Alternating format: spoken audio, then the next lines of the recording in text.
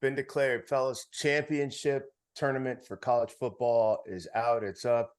Thank you for rolling with us. Field of 12. George Whitfield, Michael Felder, Christian Hackenberg. Fellas, we just watched like the rest of the world as they laid out the four teams have been going into the dance.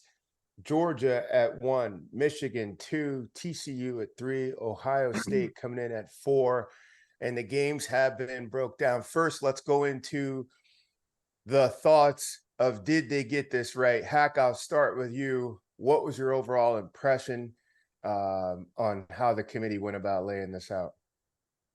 I think they got it as right as they could. I think from the beginning, I've been a big proponent, as I've said, about the expansion and how hard it is to really cut through to 4 teams when defined lines of what the criteria of a playoff team is. When it's only 4 of them, and especially in this game and all the other variables that are going into today's college football. So for everything that it goes into it and all the other chaos that has happened this weekend, I think they got as close to it as possible. And I'm excited about these matchups. I know I've been big 2 Big Ten teams all year. Happy it ended up working out. I think they're both going to be great representations. Both are going to get healthy.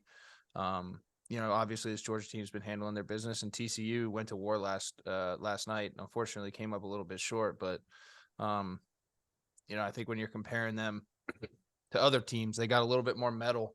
Other options, I guess, for people trying to pick for the 4.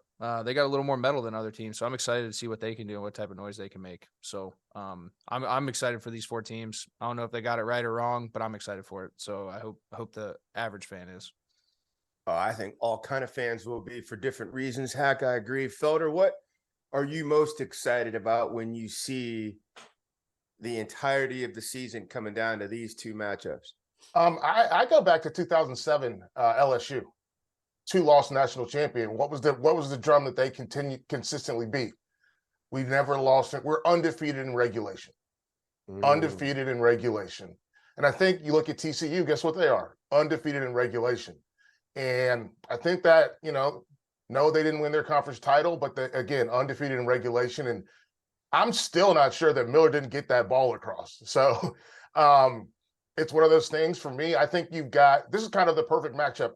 Pre-show, we were talking about it, and I referenced that this is a television show.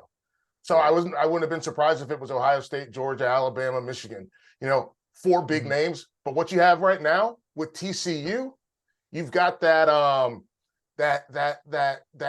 2 first to 15 seed, or you got that NCAA first round element of an upset. You got a Cinderella. I've seen folks complain all the time about the big teams keep getting in. The big teams keep getting in. It's so hard to. I can't root for these big teams. It's the same teams every year. Well, it's not the same team this year. It's not a super huge major program this year. It's a program that is. They don't have nearly the things from stadium size to the money to facility. They don't have nearly the same things as these 3 other teams. So if you're someone that's been complaining about the same teams being in, I need to see you gung-ho fully behind TCU. 100%. That's a great point. That's a great point. That's the banner you need to run and grab right now for yourselves. Let's touch quick on all the teams that just threw up on themselves in this last couple weeks. Clemson. Yep. Beat South Carolina, a 1-loss Clemson that also wins the ACC champ. They're not in. I mean, Ohio State's not in. They're not in. Tennessee, again, beat by South Carolina. And then they had the injury to Hendon Hooker.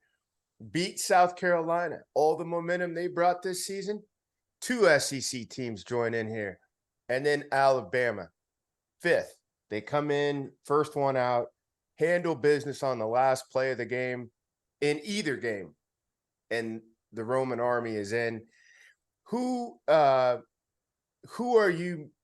should feel the worst? And I guess that's a tough question, but who's kicking themselves probably the hardest, Hack, out of those 5 on down teams? Well, I'm curious to hear y'all's answer to this too, and I think it's 2-pronged, but just off the top of my head, without putting a ton of thought into it, it's got to be Alabama, and I think it's partially because of how they lost. To your point, George, you're like right there, man. And you could vividly identify 4 or 5 plays where, like, whether you went over them in practice the whole week before that and didn't execute, like there's a little, I think there's more distinguishable scar tissue in a few of those games for them, to see how close they were. And also the expectation there, right? And I think you kind of have both of those elements. I think Alabama's probably kicking themselves the hardest. But I think the other program I mean, obviously Tennessee, with them being 5 and 6, obviously they were the ones that they were thinking about outside of that. I think you can make an argument for SC too.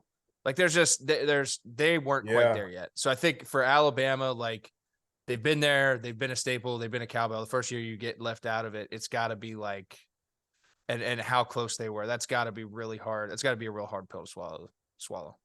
Yeah, listen. You said everything. Like they know where they messed up. They know the 4 or 5 plays where they made critical errors. They know, a busted coverage. They know a wrong gap fit. They understand how it happened to them, and that's got to hurt.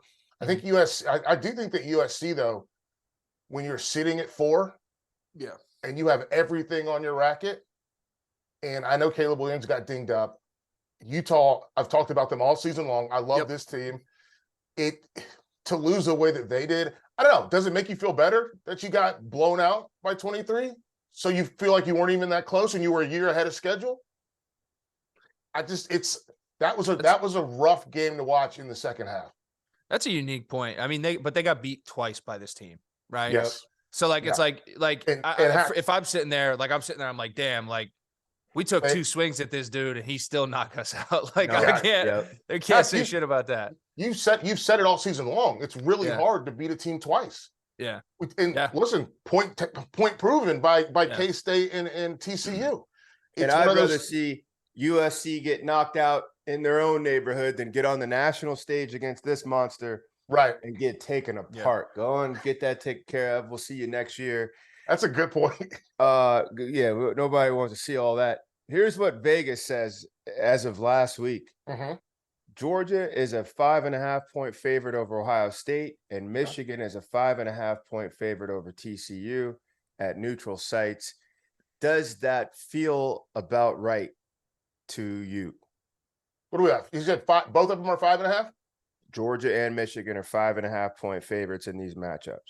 They both feel like non-committal lines to me, though. Yeah. I think they're kind of saying like it could be a close game, but then it couldn't be. Like that's non-committal on Vegas's part. I'm calling them out. I think I'm curious to see as we actually get into it, what happens. Right. As you mentioned, non-committal. Like, does this Michigan line grow? Excuse me. And does Ohio State make it tighter? That's the part I'm looking forward to seeing.